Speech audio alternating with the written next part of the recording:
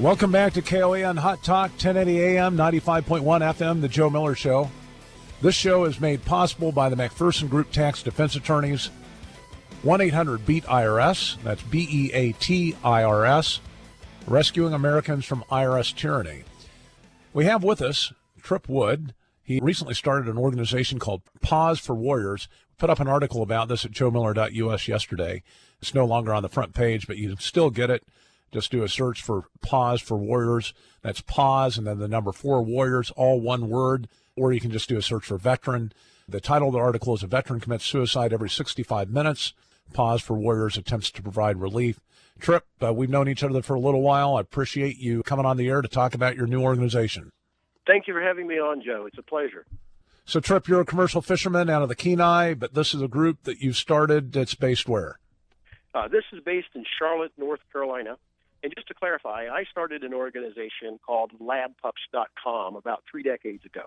This new organization that we've started, Paws4Warriors, and that's Paws with a number 4 Warriors, is being headed up by Dominic Davila and Erica Dinassi. So it's actually a veteran-sponsored and veteran-run nonprofit organization. We're just helping them with our labs and our property and trying to get them up and running.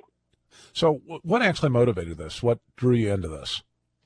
Yeah, we've had so many soldiers come to us looking for dogs, and I've seen so many of them in absolute tears when they reach down from their wheelchairs to pet these puppies, and it just pulls at the heartstrings, and I see that need.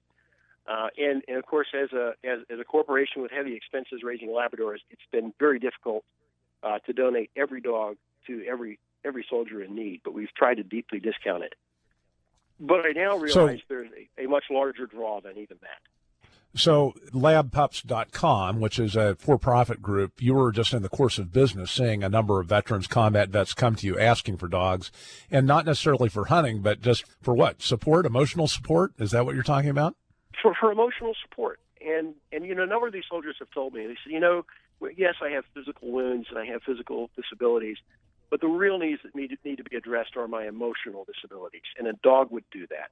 And in fact, one lady told me a little earlier. She said, I can help my soldier, but I can't help him like the dog can help him. He just does things I can't do for him. Yeah, it's amazing to me to watch. I fly a lot, go all over the country, and over the last several years, there's been an increase in the number of dogs and veterans that you actually see on planes. I mean, there's been some provisions now in the law.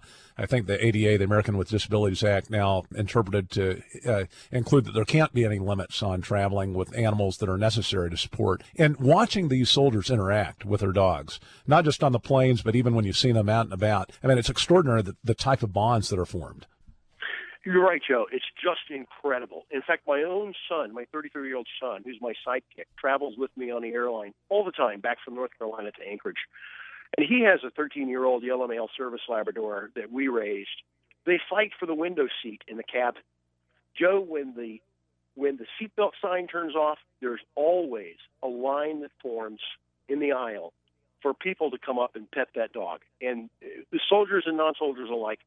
And people always tell me, you have no idea what having this dog on board has done for me. I'm afraid of flying. I'm terrified. And I feel so at peace with this dog here.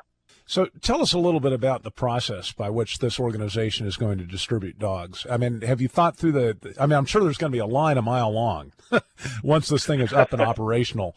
What kind of are you building the capacity necessary to satisfy the demand that's going to result from this program? Joe, I think if we spent the next 20 years building out, we would never supply the entire capacity needed.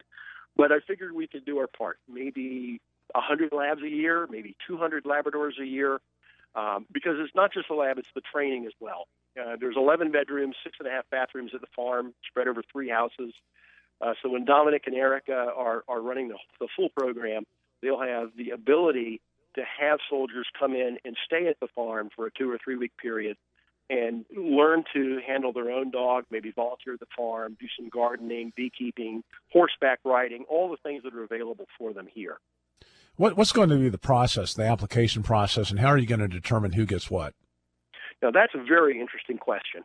Dominic and Erica are right now at this very moment at their home slaving away over creating the application process. Already, just from your newsletter yesterday, there's been a flood of inquiries and stories from soldiers that were saved by their own dogs. So we're going to have that process nailed down no later than 3 days from today. Excellent. Well, as far as those stories go, we'd love to carry them at joemiller.us. If you can send them our way, if you have to make them anonymous, do so. But I know that we've had a lot of people that are very interested in this program, a lot of veteran supporters, a lot of veterans themselves that are looking at this as being, hey, this is what these folk need. When soldiers come back, especially when they've been exposed to combat, a lot of them, particularly if they've been in a real harsh combat environment, they've got to have some degree of support. That, again, family, critically important, but the animals, I've always been a dog lover, always had dogs around, don't suffer from any type of PTSD from my combat experience, but the reality of it is they are an incredible emotional support that you've hit it on the head. It's something that can really address a need that's out there, and especially given that suicide rate. I mean, it's just extraordinary. I wasn't aware of the fact that it's almost one veteran per hour that commits suicide now. Joe, it is. It's about every 65 minutes. And I had a soldier come down to me last week, and I won't go into graphic detail, but I will tell you that he put 3 bullets in the revolver and spun it and pulled the trigger twice, playing Russian roulette with his own head. And he told me with tears in his eyes that he looked down before he pulled the trigger the third time, and to him it appeared his Labrador was crying. And it stopped him from pulling the trigger, and he's alive to this day. Wow. Well, I got to tell you, unless you've been out there doing the type of thing that our soldiers have done overseas, you can't even come close to understanding the pain that they go through. And animals have a special link. There's no question about it. I appreciate what you're doing with it. How can people get involved and contact your organization to support it? Probably the best way, Joe, is to come to our Facebook site, Paws4Warriors. That's PAWS, the number 4, Warriors. And or go to paws4warriors.org or labpups.com, any of those. There's a fantastic Indiegogo campaign that's running right now. Even $5, $10, $25 donations, anything will help. And if you have just a moment, I'd like to take 30 seconds and tell you just a little bit about Dominic, the man that's heading up this nonprofit now. Sure, you bet. Go ahead. Dominic had a terrible incident in 2009 in Afghanistan. His Humvee rolled over an IED. He spent a couple of years in the hospital. 2 of the soldiers that were with him, Jeremy Lasher and Nick Exarius, unfortunately passed. And Dominic came to know Kyle Carpenter in Bethesda while he was there. And so Dominic has a love of helping his fellow soldiers. I've never met anyone like Dominic, who, by the way, is one of my former customers, and Erica. They're just a tremendous, tremendous couple with a lot of energy. They truly believe in this program, and I'm hoping maybe one day you'll have them on to talk on your show a little bit more about this in detail.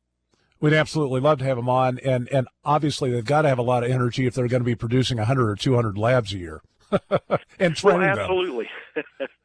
So tell me a little bit about, we've got just about a minute left, minute and a half. Tell us a little bit about the training that goes in to producing a dog that can be basically compatible with the veteran that's suffering from disability. Well, certainly. The training that's needed for emotional support is much more basic in nature, doesn't require nearly what it does for a seeing eye dog. Right now I'm training 2 of our labs, Ford and Jackson, 2 black males, sit, stay, come, heel, no jump, no bark.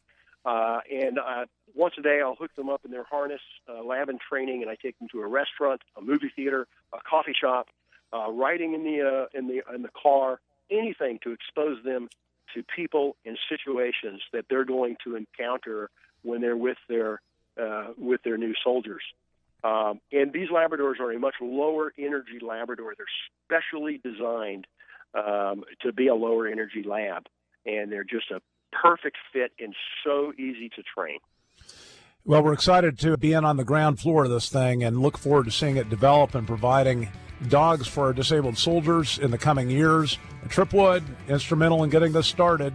We'll have the Dominic Davila on later to talk about this. Again, Paws4Warriors. Go to their Facebook page, get engaged, donate if you can. This is a great opportunity to help out our veterans returning from combat.